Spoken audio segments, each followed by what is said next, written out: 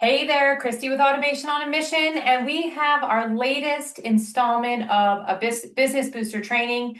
And this training today, we're going to talk about boundaries for business owners. And the theme that I kind of want you to think about is, my apologies, scratching dogs, is not just about boundaries as a business owner, but also about how does our boundaries, or in some instances, our lack thereof, how do those boundaries cause issues in terms of like how we essentially end up experiencing things like burnout or frustration and fatigue in our own business. Okay, so with that in mind, I'm going to share my screen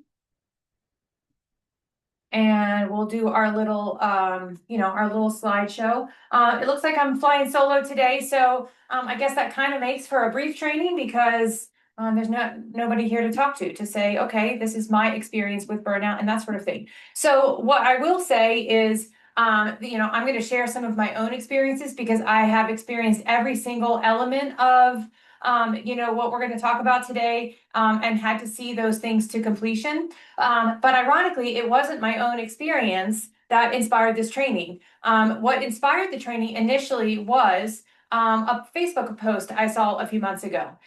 Somewhere, I think it was in one of the networking groups that I'm a part of, somebody posted a question in the group that said, tell me you're an entrepreneur without saying that you're an entrepreneur.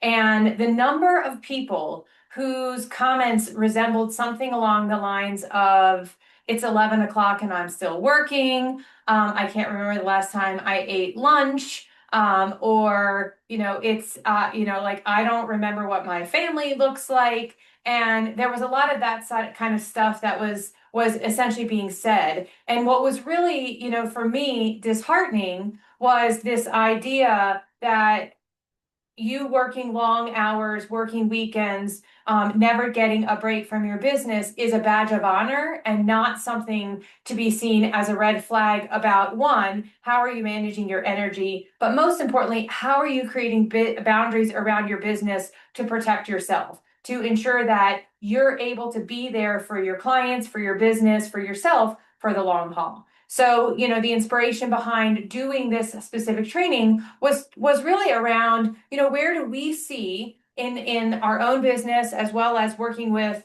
a very diverse, community of clients, where do we see, our clients struggle with establishing and creating those boundaries and that sort of thing. So let me just click my little slide here. So why does it even matter what we're talking about? So in terms of like creating and setting and establishing those boundaries around ourselves, let's talk to Brene Brown because she is amazing about self-care. So setting boundaries is about having the courage to love ourselves even when we risk disappointing others. So the idea being that sometimes our ability to say no to someone else says, I care about myself more than I care about the possibility or the risk of you not being happy with me. And, sometimes, what somebody is expecting from us, asking us that is in violation of our, personal boundaries is really only there to serve them and could be to our detriment. So we do have to kind of be in a position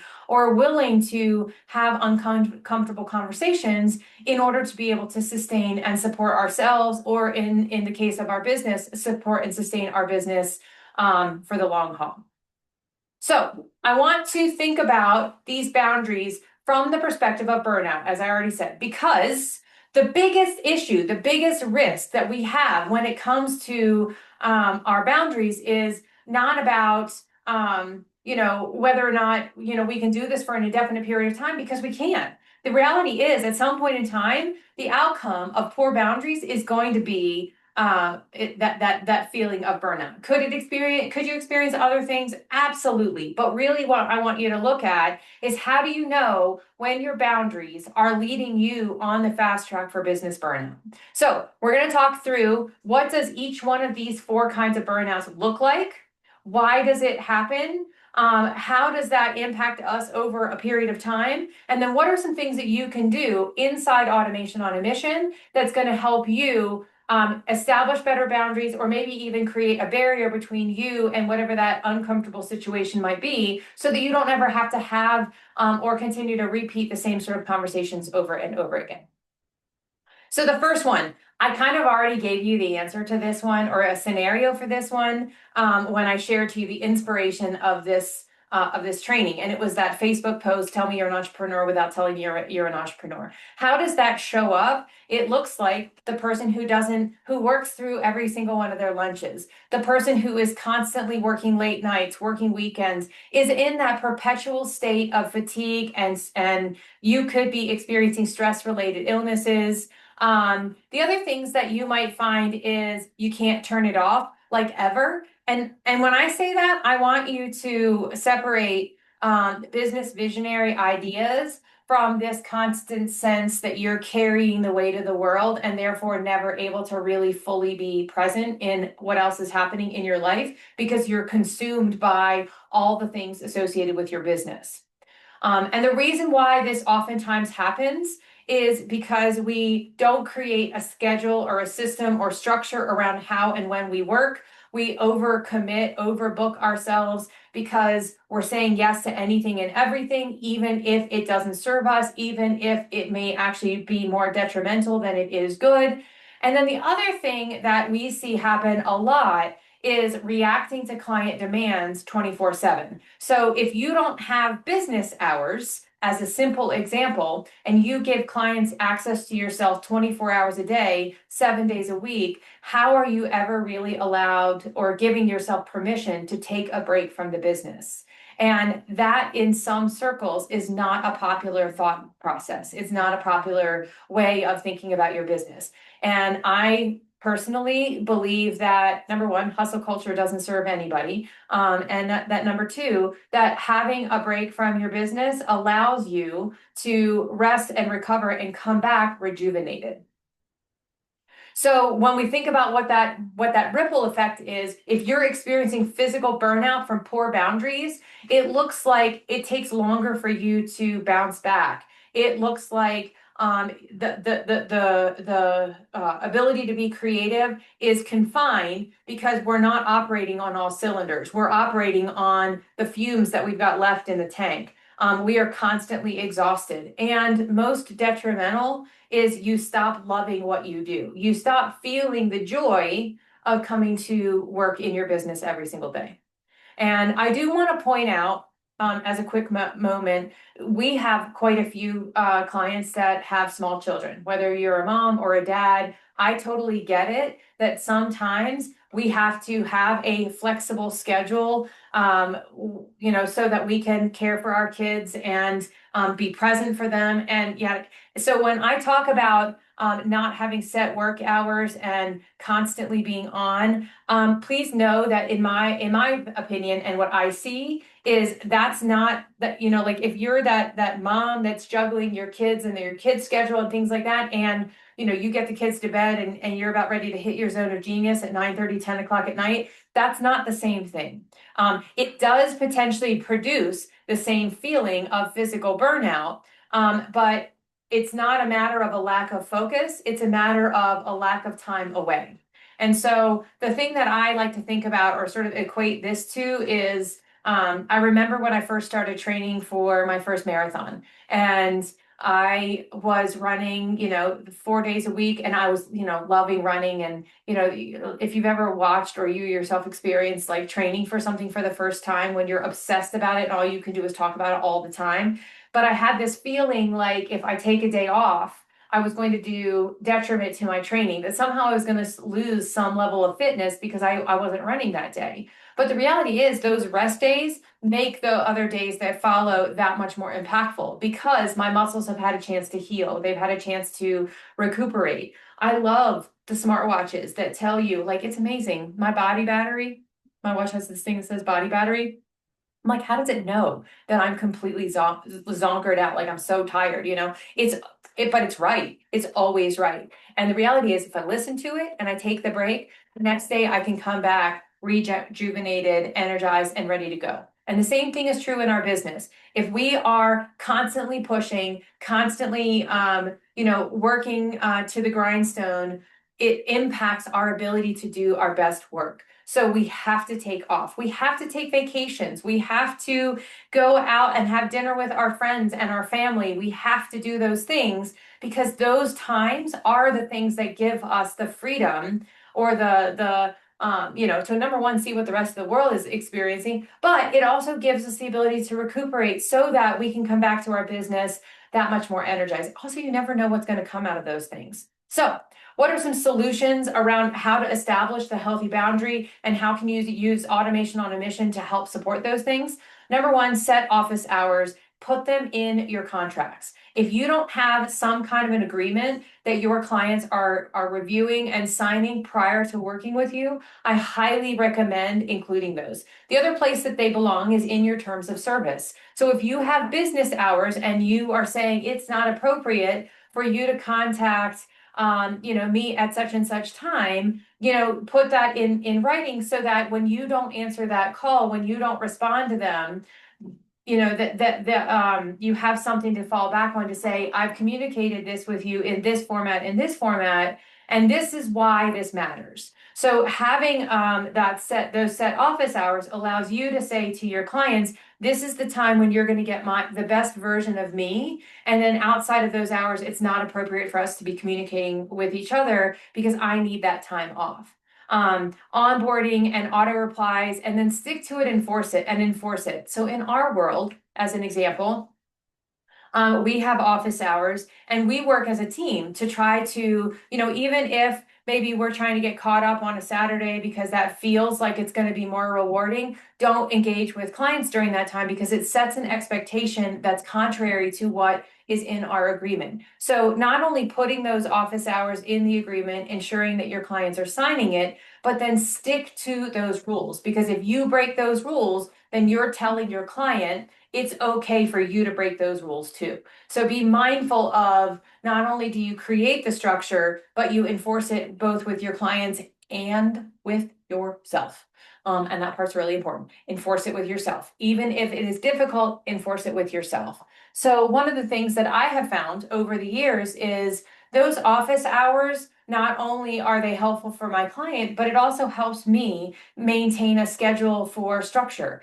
So like it helps me know I need to be ready at such and such time so that I can do my best work. And I'm showered and I'm dressed and I'm all those things. And I'm not telling you have to dress every single day for work. That's totally up to you. But for me, it helps me be in a mindset of I'm here to work. I'm working on my business. It doesn't matter whether or not I'm working a corporate job or I'm working in my business. Those things help me mentally show up for the day. And so if I have that schedule and I know that my clients are counting on me, then it helps me make sure that this is my on time, this is my off time. And then the last part that I will say about all of that is when you set those office hours, you're then also creating a potential for scalability. So when you're ready to hire a team, you're not now all of a sudden having to create structure around something that used to just be willy-nilly and, on a whim. You are now in a position to say, these are our office hours. This is when we're working with clients. This is when we're not, and, so on and so forth. And then the other thing that I would really recommend is using things like your business phone line. So every one of our clients has the opportunity to sign up for a business phone line. Use that business phone line to separate your business from your personal life. So when you stop giving out your personal cell phone, you know who's calling because you can see whether they're calling from your system, your automation on a mission system, or are they calling directly through your personal line. And then when you don't answer that phone call, you can create autoresponders. You can use automation to help provide automated responses. If you don't answer that call, and you can say, in the automation, if it's after a certain period of time, send this kind of text message, et cetera, et cetera. So you can use automation to do so much to create a protective barrier to resist the temptation to take that call. And then the other thing is creating calendar booking links that create built-in rest time. So as a simple example, in my world, I don't take calls on Fridays because Fridays are my catch-up day. It's the day that I use to make sure that I have one dedicated day that's focusing on working on the business. So if Monday through Thursday I'm in the business, Friday I'm working on the business. And it gives me a little bit more flexibility on Fridays to say, I have spring fever and I have worked really hard this week. I haven't had any extra time. I'm going to cut out early today and go and enjoy, happy hour with my family, that sort of thing. So when you create structure around using your calendar booking links to say, this is when I'm on, this is when I'm off, and that off time could be off, like off the business entirely. It could also be off working with clients, but on working on the business. So there's a lot of different ways that you could potentially look at that. Next, mental and emotional burnout. So what does this look like? And I will say that I think this is probably one of the hardest ones to detect. And the reason being is that we don't give ourselves a lot of permission to acknowledge and own feelings like resentment towards clients. If you don't have good boundaries with your clients and you're on 24/7, they're accessing you at all hours of the days, weeks, nights, weekends, holidays, et cetera, and you don't get a break, at a certain point, you stop feeling the joy of working with your clients. You start to feel like, oh, that's a problem child, and blah, blah, blah, blah, blah, and fill in the blanks about any sort of resentful feelings that you have towards them.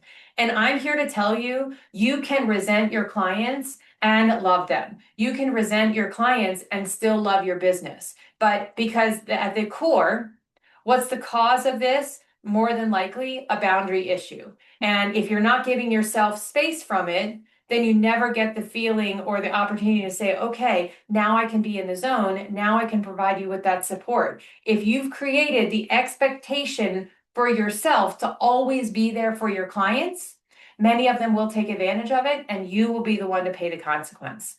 The other place that this could show up or it might look like is brain fog, anxiety, loss of joy in the work. Now, I talked about resentment for clients can feel like you don't love your job or love the work that you do. It can also just happen as a standalone feeling. If you are never giving yourself breaks, if you're never giving yourself off time, then that loss of joy from your work comes from that feeling like I'm a slave to the work. And I think that there's quite a few, professionals out there that write about this very thing, this idea. We're sold this concept that entrepreneurship is supposed to create freedom in our lives. But if you are never giving yourselves breaks, if you're never giving yourself time away from being on in the business, then it does create a feeling of lack of joy. And it does make you stop feeling like there's a lot of freedom because, oh my gosh, all I do is work, work, work, work, work. That's not freedom. So much of this idea about really feeling the amazing things that come from being an entrepreneur come as a result of us creating healthy boundaries. And notice that when we talk about that, it has nothing to do with our interaction with our clients and everything to do with our interaction with ourselves. Where are we disciplining ourselves to say, I trust that I can come back to this tomorrow and pick up where I left off, better off than when I started? That's the magic. And where this frequently happens, and we see this over and over again with a lot of our clients that sell, especially like group programs where they're going to create something like a Voxer channel or a Slack channel or something and say, you get exclusive access to me. Maybe it's you give them your personal cell phone and they can text you, but there's no real separation about when can they text you, when can they expect a response. So if you're not telling them when or what the boundaries are, like, hey, you can send me a Voxer message till the cows come home. You can send me a text message to the cows come home. But if it's after 5 p.m., I'm not answering you until the following day or until the following, work day, that sort of thing. So if if part of your program includes things like exclusive access, I want you to really be mindful of how does that impact you over the long haul? How do you go about ensuring that you're giving yourself a mental break from constantly being on? And then making sure that the offers that you're creating provide value for both you and for your client, ensuring that, again, you have time away from that stuff so that you can come back energized and excited to provide the best kind of support. And so as a personal story, when we launched Automation on a Mission, I had a business phone line that I never used. And so I would have sales conversations. And a lot of times our clients were people that I had been networking with for several years. So I had this close relationship. And so what would happen was they would become a member of Automation on a Mission, they'd become a client, and then think that they could text me at all hours of the day and night. And I remember this one day, it was a Friday night, it was about 7 p.m. And someone actually called me. They called my personal cell phone while I was walking through Home Depot, buying some stuff for my latest project, and really feeling like, wow, that feels really inappropriate. My wife and I are in the zone, we're trying to pick out tile, and now you have a question about how to like solve an issue that you've got with a workflow, and you think it's okay to call me on a Friday night at 7 p.m. And so for me, it was one of those things where like that wasn't the problem, wasn't the client. The problem was me. The problem was I hadn't done a good enough job saying, this is how you get support. This is how we go about solving problems for you. And I'm absolutely here for you to make sure that you get the support that you need, but it can't be 24 hours a day, 7 days a week. Otherwise, I won't be, standing and my eyes tracking in the same direction. And how did I learn that? It wasn't actually my own feelings. It was looking at how disappointed my wife was that I was taking a business call while we're trying to make decisions about tile. And so the big lesson for me was my poor boundaries didn't just affect me. It didn't just affect my clients, it affected my family. And that really, really hit home. And so if you see or hear me talking about utilizing our utilizing our member space, using our ticketing system, it's because I've had to work so hard to establish boundaries that I didn't create from the very get-go. And that was a really hard journey for me to get to that place. And then the other side is, and I want you to think about this from a big picture too. If you don't create good boundaries for yourself around this exclusive access, and the entire success of your business hinges exclusively on you, it drastically limits what you're able to do in the business itself because there is a finite amount of you. There's a finite amount of your time, of your mental abilities, et cetera, et cetera. And so when you don't create good boundaries for yourself and you start to experience mental and emotional burnout, the way it shows up is relationships with your family are strained. Relationships with your clients may be strained because that resentment shows up in how you interact with them. It may show up in poor decision making because do you feel it? Do you feel the poor boundary? Yes. And do you continue to perpetuate what's already been established? Absolutely, because you're in reactive mode. So I want you to be thinking about where does this show up in your world? How do you continue that bad cycle, that bad behavior that's ultimately going to result in an empty tank for you, an emotional empty tank? So what are some answers? What are some solutions that you could implement to help ensure or protect your mental and emotional clarity with, some healthy boundaries? I've already mentioned the utilizing that phone number. So one of the big things that I had to do was number one, stop using my personal cell and ensure that I was using the business phone number that I'm paying for. And also then creating structure and infrastructure around what happens when someone calls after those hours. And then also doing things like tiered access with response times, setting the expectation. If you don't tell them what to expect, then they are left to their own devices to say, well, this is what I think you should be doing for me. And then if you don't live up to those expectations, you've now got a disgruntled and disappointed client. So setting that tiered access, but then also ensuring that those response times are clearly articulated to your clients. And then providing that automated response of, I'll get back to you during business hours and letting them know, your family time, your time off is just as important as theirs, and you want to be there for them. And so you need that time off. So let's talk a little bit about structural burnout. And I really have loved how this, ironically, has organically come together because I've hinted at structural burnout in one of the things that I said previously in mental and emotional burnout. And that is that structural burnout comes from the boundaries that you've created where you are an island unto yourself and no one else is able to help support you and your business. This is also something that's really important if you're getting to that place in scaling where it's time to start to delegate to other people. If you are the only person that can communicate with with your community, if you're the only person who can make decisions in your business, then you are in a position where the boundaries are around you and not around the systems that you're creating to support and sustain where you're at today and where you want to see the business go in the future. So structural burnout comes as a result of the boundary that you've established. And in this case, I want to flip the script around how we typically think about boundaries. And the boundary is really around I hold all the things. I hold all the information. I hold all the decision making. I hold all of the movement in the business. And so therefore, nothing can happen without me.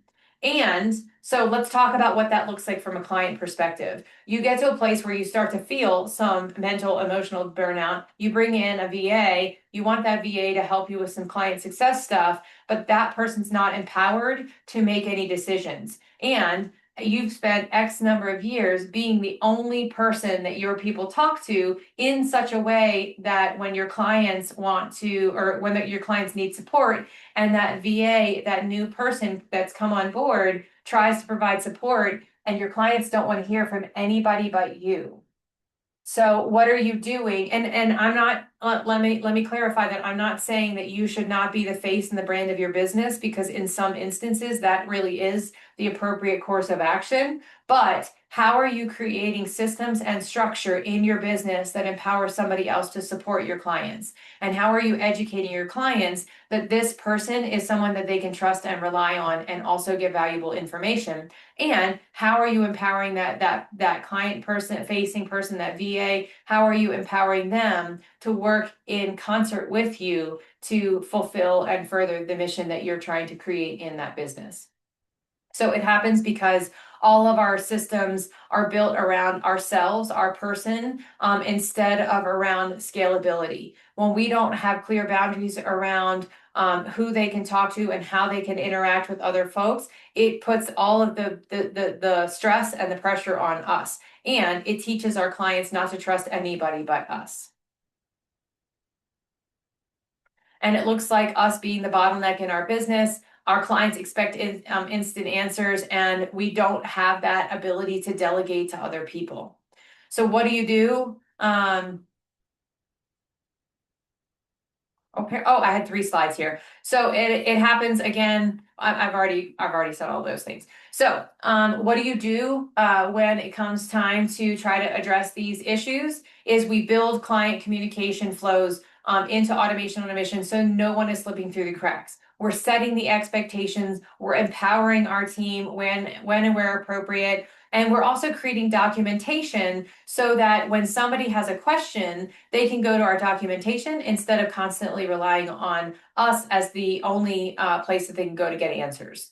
One of the things that I remember, prior to hiring Amber, there were several people that came before Amber, and one of the things that I found was just really frustrating for me was this feeling like, why does no one have any ability to create, to think, critical thinking? They didn't have critical thinking skills. They had a question, and typically the questions were technical in nature. How do I do and fill in the blank? And so the ability to Google was always there, and they never would Google. They would always come to me looking for the answer. Now, in some instances, those issues were, again, someone, was a characteristic flaw. I was hiring people that didn't have a skill that I needed them to possess. But the other part of that was me creating an environment where I was the keeper of all the knowledge and didn't empower them to go and solve their own problems. They didn't have the confidence or the faith in themselves and our program to say, I can go and solve this problem myself.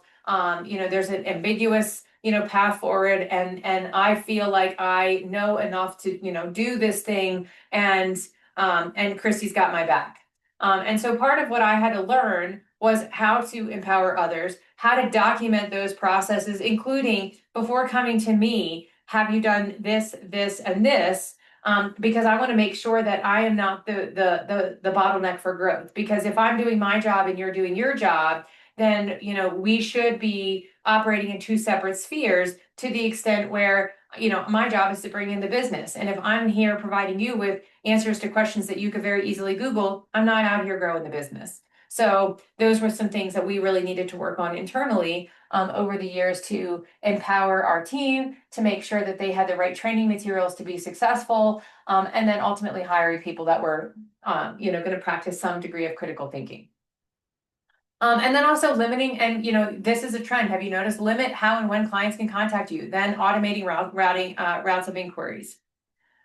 So for our last piece, creative burnout, this one is, like, again, sort of like the structural burnout where we flipped the equation.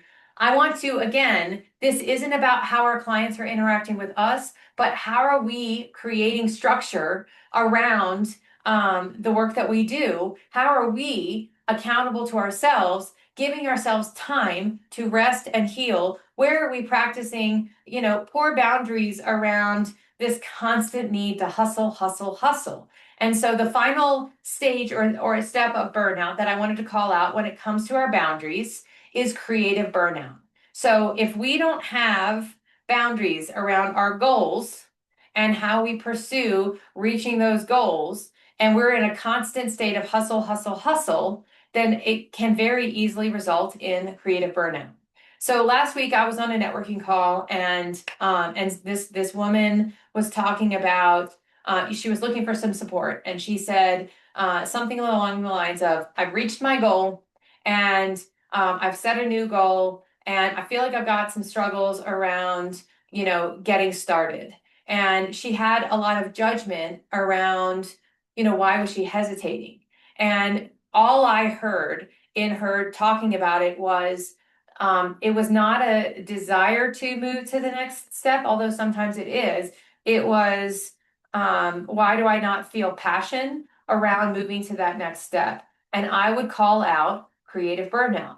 And the reason why is because she gave herself no time in between successfully achieving whatever her big milestone was before she set the next one and expected herself to immediately hit the ground running with the same level of momentum and enthusiasm that she pursued the previous goal. But this idea of constantly feeling like we need to be producing, what's the next latest offer? What's our, content? What's the next greatest idea? How are we going to get there? Instead of doing that and having this constant pressure to produce, why are we not giving ourselves a chance to pause and celebrate, pause and rest, pause and refine? Those are important things that are essential as a part of us being able to successfully grow and scale our business. And I think the really hard thing, and this is especially true in American culture, is if you're not hustling, if you're not flirting with burnout, then you're not putting your best foot forward. And that to me feels really unfair. So the reason this happens is because we've not created boundaries or limits for ourselves on our workload or our project count. And we've not provided any sort of boundaries for ourselves in giving ourselves built-in time for rest and reflection. We're not giving ourselves the opportunity to rest and recuperate so that the next goal is that just as sustainable or just as achievable as the previous one because we're rested, energized, and excited and ready to go. One of the things, with this in mind, one of the things I kind of had an aha, and I'll be honest about the fact that it's taken me until year 11 in business before I said, I'm done creating New Year goals. And the reason why it came was because the last 2 years, especially, I sat down at the first of the year, end of the previous year, and created a set of goals that I wasn't excited about. And in both instances, the reason that I did it is because I had role modeled and taught this idea of at the end of the year is the chance to reflect, close everything up, set your new goals and your new intentions for the year. But the reality is that the things that have really mattered at this stage of business for me are not things that are necessarily going to be achieved in a calendar year. And I shouldn't feel shame or guilt or disappointment in myself because it's taken longer than 12 months. And so this year, I've given myself more permission to wait until the appropriate goal is established and as long as it takes to get there. Now, that doesn't mean that I can't create timeline specific, measurable, SMART goals that reach that bigger goal. But this idea that if I don't complete it by December 31st of 2025, I'm not a driven entrepreneur is hogwash. It's just ridiculous because I am driven. I have 11 years under my belt to say, exactly that. Could I push harder at sometimes? Absolutely. And I have experienced every single one of these kinds of burnout that we're talking about, and every single one of them is because I didn't practice good boundaries with clients. I didn't practice good boundaries with the business. I didn't practice good boundaries for myself. And so at this point in time, I am more interested in a healthy approach to how I set those goals, how I drive myself forward. And they can take as long as they take. Also, at this point, I think I've demonstrated to myself I can be a good self-directed leader, self-directed learner, self-directed business owner. So can you say that about yourself? And if not, then what are you doing to help provide yourself with the cues, the clues, the nudges, the support to help you stay motivated without having to risk everything, including your energy, your motivation, your desire to do what you do?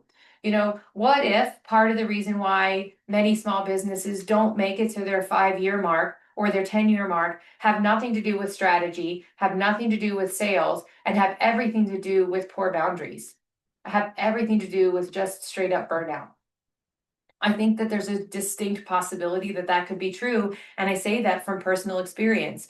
Last year, I remember having moments early in the year after moving across the country and overselling and just not giving myself time to heal and rest and recover. I remember being envious of the woman who greeted people at the bank and being like, I want that kind of job right now because it's mindless. And like that was alarm bells for me. Like, okay, what do I need to do to change this pattern?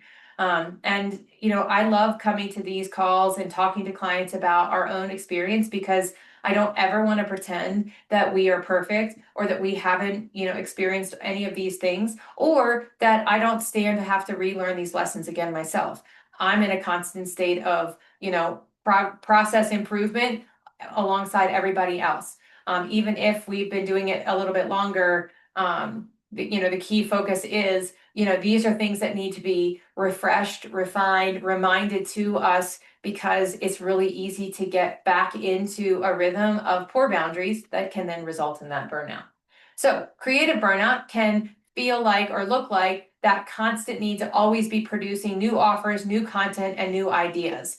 And so a lot of times it comes after something like that story I just shared, where you've achieved something, that milestone, whether it was creating a funnel or launching a program or a revenue milestone or a client milestone or whatever. And as soon as you're done, whatever that thing is that you're striving for, you immediately start on the next one. And it happens because we don't limit ourselves in our workload or our project count, and we don't give ourselves time for reflection. And the way it shows up is typically declining quality. We just can't come up with ideas. Think about it like writer's block, except entrepreneur block. And once again, we start to lose that passion for the work that we once loved. And that's so sad. I want you to love what you do every day. And so the way that we can focus on this in Automation on a Mission is limit the number of projects that you're taking on at any one time. You don't have to say yes to everything. Schedule win windows after launches where Automation on a Mission keeps running, but you step back. What that means is create the automations that, let's say you've got this big launch and you've got a revenue goal and a client goal and a, success goal that's all wrapped up in all of those. Make sure that as you're focusing on that goal, it's not just about the dollars, the clients, and the funnel. It's about what happens after they say yes. And we just did a training on that a couple of weeks ago. What does your onboarding look like? How do you make sure that once they say yes, That's not when you have to hit overdrive. That's when you get to sit back and say, my automations are built to make sure that every stage of this onboarding is taken care of and are so bomb-proof that I get to sleep in today. I get to take an extra day off. I'm going for a steak dinner, whatever those things are that you do to practice celebration and rest. That's your win window. And the win window works when you have automation set up in the background to help ensure that the onboarding, that the delivery is as seamless and beautiful and amazing as all the things that you did to lead up to that place. And then also don't be afraid of repurposing your content and previous campaigns. I am a huge fan of copy paste, of cloning a workflow, of cloning an email. If it ain't broke, don't fix it. If you know a certain kind of messaging works, use that same strategy again and again and again. Use the automations that you've used in the past as the framework for the next one. So I'm here to show you under the hood. Somebody asked me a couple of weeks ago if I had workflows for a summit. And I was like, I mean, technically, yes, but not in the way that you think. And the reason why that was my answer was because if you've done a webinar, a workshop, a training, then you have a live event, you have a summit, you have anything else. So each one of these things, from a technology standpoint, require the same exact moving parts. You need a page that sells. You need a page that confirms. You need emails for promoting. You need emails for confirmation. You need emails that say, don't forget to show up. You need emails for what happens after the event to continue to further those rewards. Maybe an outlier between these two could be emails for during, if you're doing something like a multi-day program. And then you need workflows that support every single one of those email, blocks. So typically we think of them as 3 different workflows: promote, confirm, and show up reminders, and then follow up. So it doesn't matter if you're doing a workshop, if you're doing a summit, you can call it whatever you want. From a technology standpoint, they're all the same. It's what you say inside those pages, what you say inside those emails that make it special and make it unique to that specific event. And so why do I say all of that? Because that, my dear, is repurposing the best content and campaigns instead of starting from scratch. Instead of looking at this concept from the perspective of, oh my God, this is so much work, look at it from the perspective of what have I done before that's similar, and how do I repurpose that framework so I don't have to start on a blank slate every single time. My last piece that I want to say when it comes to boundaries and all of this stuff, if you don't want to experience any one of those kinds of burnouts as it relates to boundaries, is it is a lot easier to establish and maintain boundaries than it is to recover them later. And please take that from somebody who has learned the hard way. I am a people pleaser at the core, and I will work to manage boundaries as very best as I can until I go to the grave. My people pleaser is in constant conflict with my need and desire to set healthy professional boundaries. And when I launched Automation on a Mission, I didn't really think a whole lot about what was it going to look like and feel like a year later with clients calling me at all hours of the day and night with no end. I should not be sitting in an inner tube, floating down a river, helping somebody send an email. And that happens. If you want to stay happily married to your partner, if you want to stay in close connection with your friends and your family, create healthy boundaries and do it before you think you need them. Because when you go and you change the rules, it's really hard to expect everybody around us to change and adapt accordingly. So if you can start with the idea of, when my business is, X size, this is the infrastructure I'm going to need. Create that before you start delivering so that you don't have to pull the rug out from underneath people. So, tips: set boundaries early, define your office hours. We kind of talked about all this stuff at length.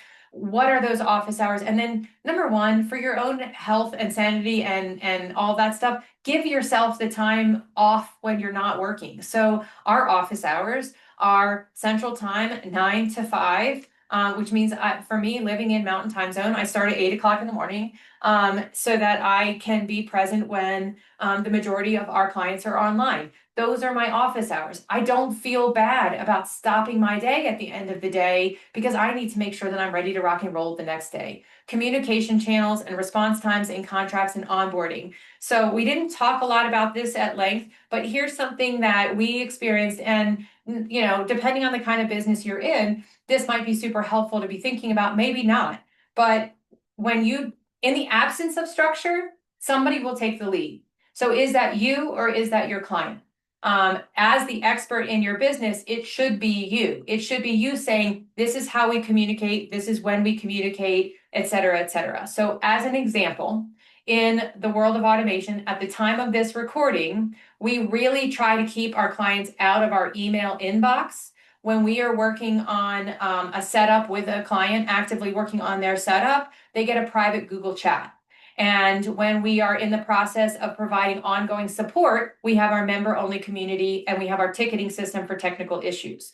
The reason why those things exist, and I'm not sharing this to, defend our strategy, et cetera, but it's more so to plant a seed for how you can think about these things, is when I was just working by myself and I wasn't picky about how people would communicate, they would literally send me things in Facebook, in Instagram, in email. I had clients sending me things in Slack, and I had Skype for a while because I've been doing this that long. And so when it came time to do work, and again, I've always had multiple clients. So if I have to go back and find something, it was like looking for a needle in a haystack because I wasn't really picky about where the information was delivered. It could have been in any one of those channels. And so I spent a lot of time looking for something that somebody gave me.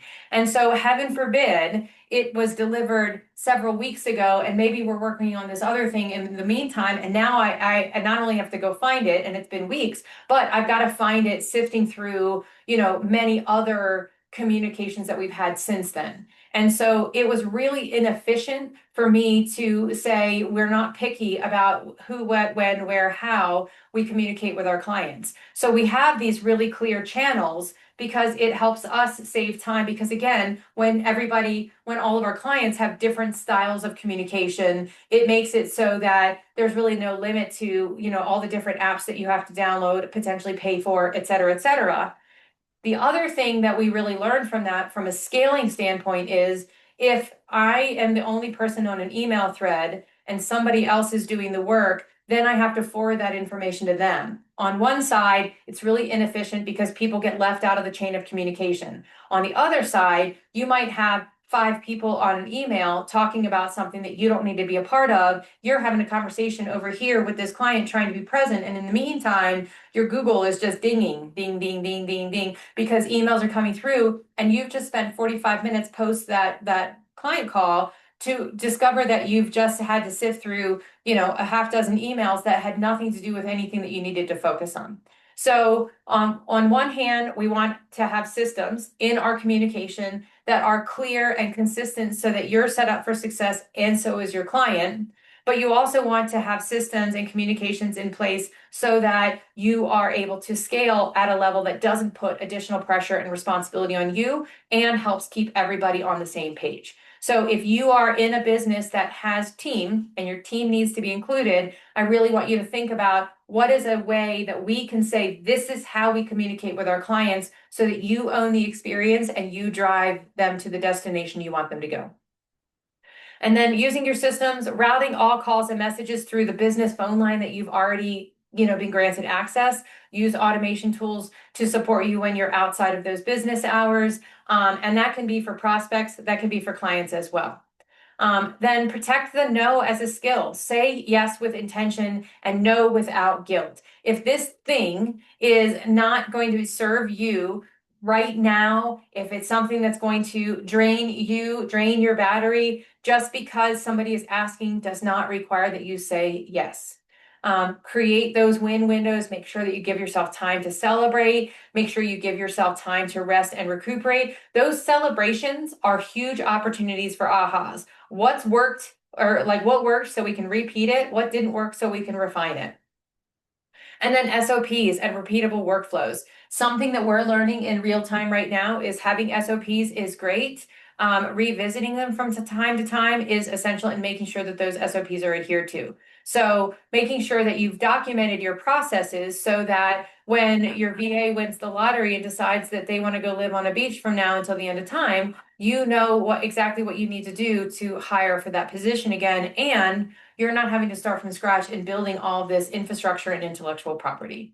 And then repeatable workflows that keep you from being the bottleneck. How do you empower other people? How do you use systems and processes and automation to ensure that things continue to move forward, whether that's things like sending out work agreements or any of those kinds of things. All right. And then my last thing here, love yourself, love your business. When you practice good boundaries, you are practicing self-love, practicing love for your business. They're easier to keep than they are to reclaim. Set them now so that you can scale without burning out later. I hope this was helpful. I hope it was inspiring. And as always, let us know if you have any feedback, if you have questions. We're always here to support, obviously within business hours. Thanks.